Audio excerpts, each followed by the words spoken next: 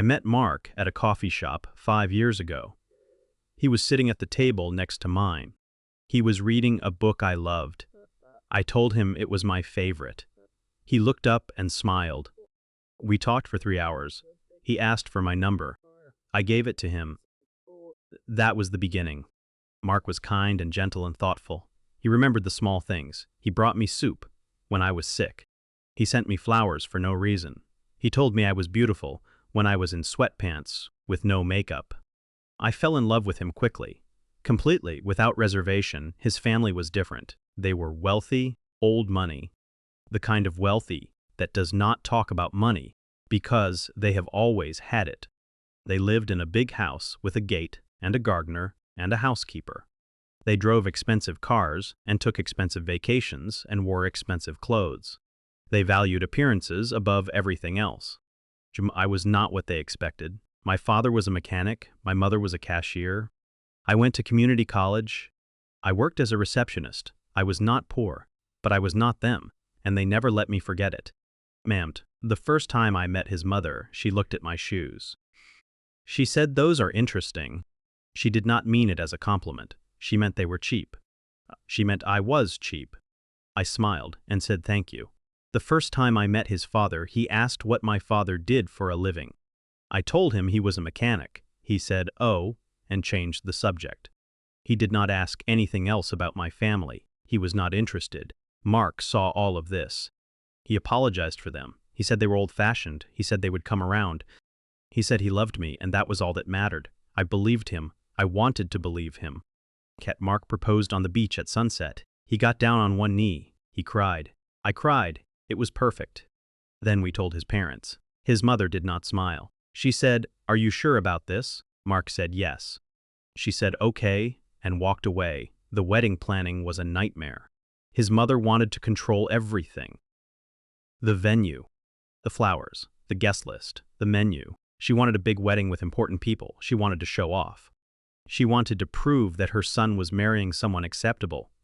I wanted a small wedding, simple, intimate, just the people who loved us. His mother said that was not possible. She said we have a reputation to maintain. She said you do not understand how things work. Mark did not defend me. He said, "Let her have this. It is just one day." I agreed. I let her have everything. The venue she wanted, the flowers she wanted, the guest list she wanted, the menu she wanted. I was a guest at my own wedding. The day of the wedding, his mother pulled me aside. She said, "I hope you know how lucky you are. My son could have married anyone. He chose you. Do not disappoint him." I said, "I will not." Bet she said, "See that you do not." The wedding was beautiful. Everyone said so. I smiled in every photo. I danced with my husband. I cut the cake. I threw the bouquet. Everyone thought I was happy. I was not happy. I was performing. I had been performing for years. After the wedding, things got worse. His mother started treating me like hired help. She would call me and ask me to run errands, pick up her dry cleaning, buy groceries, wait for the repairman. She never asked. She told.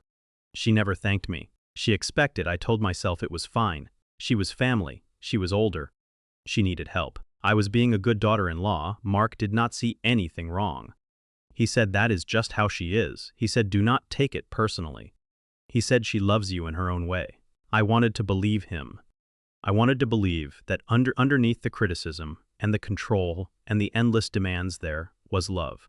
There was not. The worst was the holidays.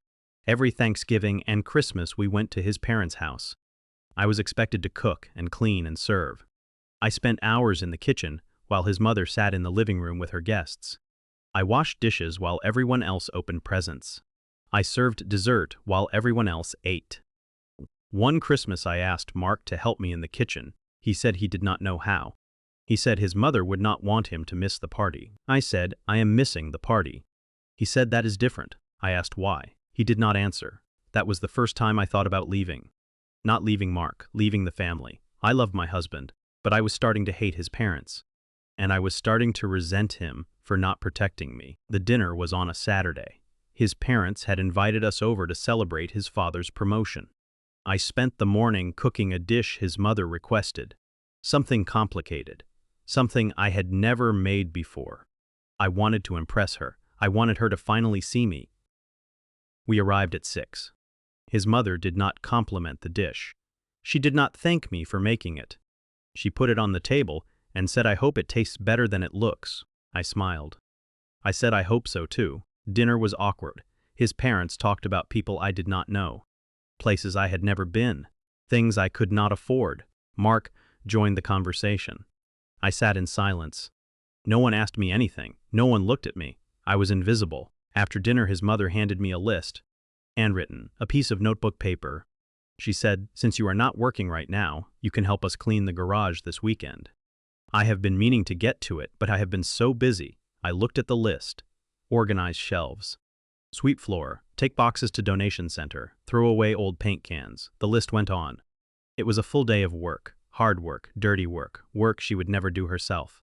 And I said, "I have plans this weekend." She said, "What plans?" I said, "I am spending time with my husband." She laughed. She said, "You can spend time with him any time.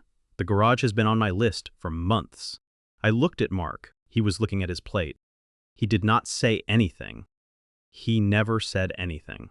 I said, "I am not cleaning your garage." The room went quiet. His mother stared at me. His father stopped chewing. Mark looked up. His mother said, "Excuse me." I said, "I am not cleaning your garage.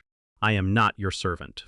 I am your son's wife. I deserve to be treated with respect." She said, "I have always treated you with respect." "Ben," I said, "You have not. You have treated me like hired help. You have never thanked me for anything I have done for you. You have never asked how I am doing. You have never cared about my life or my feelings. You have only cared about what I can do for you." She stood up. She said, "How dare you? After everything we have done for you." I said, "What have you done for me?" She had no answer. And I turned to Mark. I said, "We are leaving." He did not move. He said, "Nora, calm down. You are overreacting." I said, "I am not overreacting. I am done." I walked out. I did not look back. Mark did not follow me. He stayed. He always stayed. I drove home alone. I sat in my dark living room, and I thought about everything. The years of silence. The years of swallowing my pride. The years of hoping things would change. They had not changed. They would never change. Mark came home an hour later. He found me on the couch. He sat beside me. He said, "I am sorry. I should have said something." I said, "Yes, you should have." He said, "I am scared of her. I have always been scared of her. She controls everything. She always has." I said, "I know." He said, "I love you. I do not want to lose you." I said, "Then choose me." He said, "What?" I said, "Choose me. Right now. Choose me over your parents, or I am gone." He stared at me. He said, "That is not fair." "Ma'am." I said, "Your mother handed me a list of chores at dinner. She treated me like a servant. You sat there and said nothing. That is not fair. I have been patient for 3 years. I have been kind for 3 years. I have been silent for 3 years. I am done being silent." Then he started crying. He said, "I do not know how to stand up to her." I said, "Then learn. Or lose me." He said, "I need time." I said, "You have had 3 years. I am leaving in the morning. You can come with me or you can stay here. The choice is yours." I went to bed. I did not sleep. I listened to him pacing in the living room. I heard him crying. I heard him making phone calls. I did not know who he was calling. I did not care.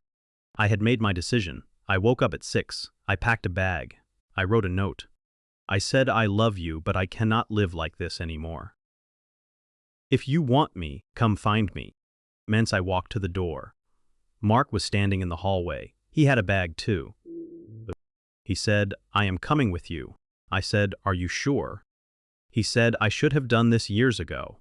I am sorry it took me so long." We walked out together. We did not look back. And his mother called an hour later. She screamed at Mark. She said he was throwing away his family for a woman who did not deserve him.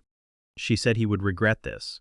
She said she would cut him off, financially, emotionally, completely. Mark listened. Then he said, "Okay." He hung up. He blocked her number. His father called next. He said, "Your mother is heartbroken. You need to come home." Mark said, "I am home." He hung up. He blocked his father too. We drove to a new city, a small apartment, a fresh start. Mark found a job. I found a job. We were not wealthy. We were not important. We were free. His parents tried to reach out. Letters, emails, messages through relatives. Mark read everything. He saved everything. He did not respond. His mother sent a letter saying she forgave me. She said she understood that I was young and confused and did not know what I was doing. She said she would welcome me back if I apologized. I read the letter. I laughed. I threw it away. It has been 4 years since that morning. Mark and I are still married, stronger than ever. He learned to stand up for himself, for us. He went to therapy. He read books about boundaries. He practiced saying no. His parents still try to reach out. They sent a card on our 5th anniversary. They said they missed us. They said they hoped we were happy. They did not apologize. They never apologized. And Mark called them once. On his father's birthday, he said, "I am calling to say happy birthday." Not to argue, not to fix things, just to say happy birthday, his mother asked when we were coming home. Mark said, "This is my home." She started crying. He said, "I love you, but I cannot live the way you want me to live. I have my own life now. I have my own family. I hope you can respect that." She said nothing.